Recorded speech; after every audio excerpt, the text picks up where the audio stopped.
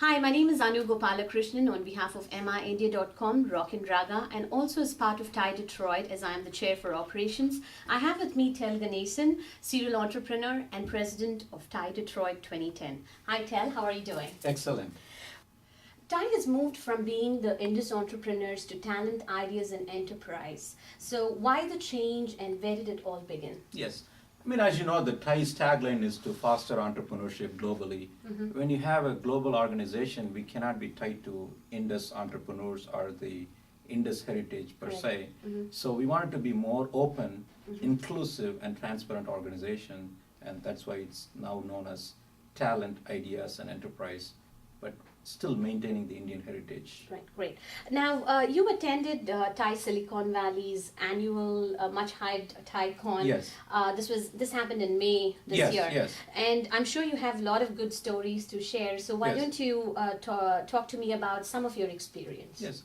Obviously, we attended TIE Silicon Valley last year, so we brought some energy and enthusiasm and new ways of doing business and the entrepreneurial mindset and culture back from Silicon Valley. And then this year we added more to it. Right. And the goal is to bring that entrepreneurial mindset and culture here. To give you an example, if you go to the Valley, you talk to the kids, instead of ABCD, they teach you something else. Right. A for action, B for business, and T for term sheet. Correct. And that's what they keep, putting that into the minds of the people early on. And that kind of culture is what we are trying to bring into Michigan. And I'd like to add another point which I think you shared with me offline, Sure. and that's the fact that TIE Detroit's website last year was held as a standard, as a standard Yes. of expertise in terms of the way it was presented and Yes. in terms of things were organized. So is that something that you would like to say? Yes, of course. I mean, 2 years ago we started this conference Right. here, and 2008 we had one, and 2009. So when we started benchmarking the best of the best, Correct. looking at the Valleys, looking at the Boston, and so forth.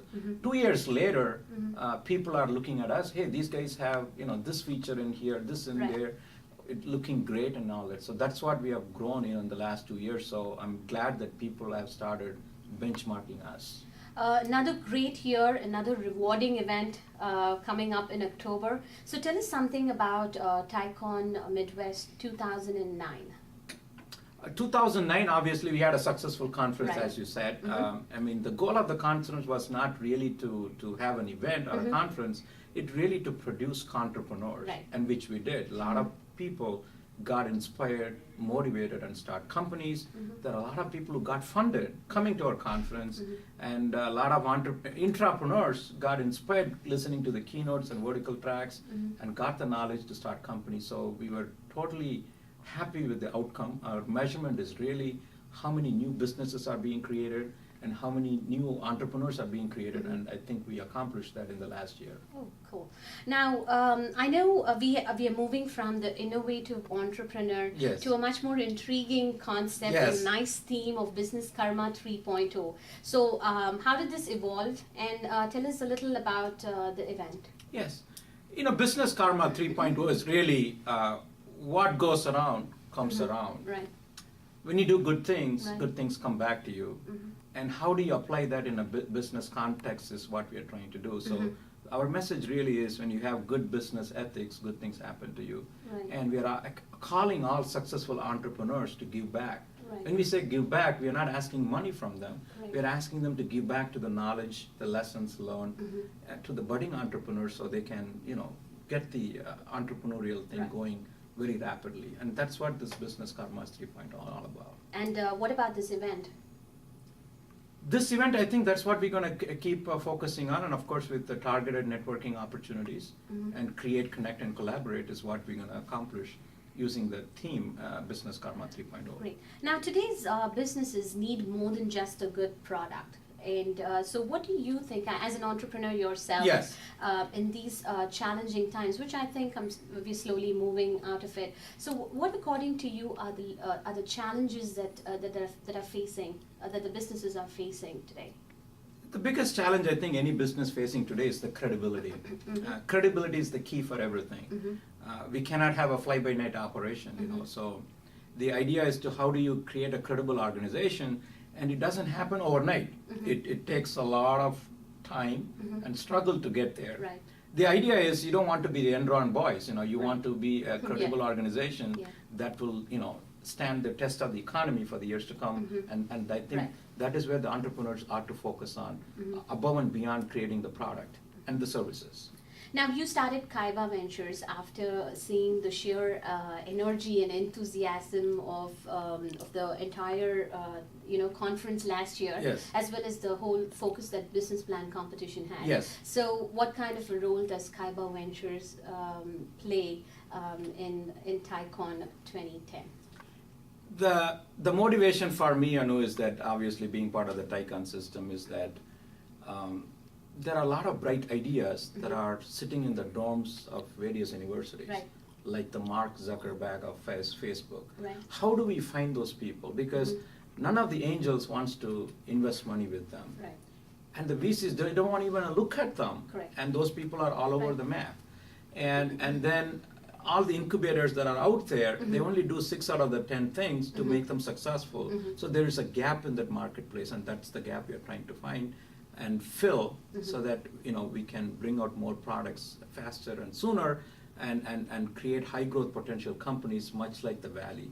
So I'm trying to combine the Valley entrepreneurial mindset and culture along with the talent that is available in Michigan and fill the gap and create a business opportunity. So that's what I'm trying to do. Well, that's great. And also, I know that you're also starting a company coming out of TiCon, so hopefully I'm trying to find more people like yourself to be part of that venture. Thanks. Now, I know that, in order for anybody to become an entrepreneur, there's always a risk factor involved. And I know I'm in through it too, and I'm sure a lot of my peers within TiDetroit have gone through it as well. So, what can TiCon Midwest 2010 or TiDetroit do for all the W-2 professionals out there, people who are stuck in the vicious cycle of the corporate world, trying to get out and make it on their own? So, what does TiDetroit have to offer to them, and how do they benefit out of TiCon Midwest? The biggest challenge the W-2s or the professionals working in a corporate world have is sitting on the fence. Should I stay in the corporate world, put 10 more hours more, and get 10 grand from the company, or just move to the other side, take a little bit of risk, and pursue the entrepreneurial dream and so forth? Them attending the conference, what they will get is that they will get inspired and motivated by talking and listening to the people.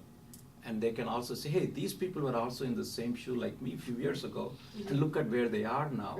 And that kind of inspiration they get, I think that itself is a great thing that they can get out of the conference. And of course, the connectivity will be there. The whole ecosystem will be there, and that's how they can go to the next step. And what about budding entrepreneurs who are trying to, I wouldn't say budding, but rather who are between budding and experienced or established entrepreneurs trying to take that 5 million to 10 million type of a turnover? So what about? Yes, I mean obviously in the conference we are not it's not only for budding, it's also for growing entrepreneurs like you said. And for them, the diversification is a key strategy, and then growth is a strategy. And some people get stuck at 5. They don't know how to go to the next level.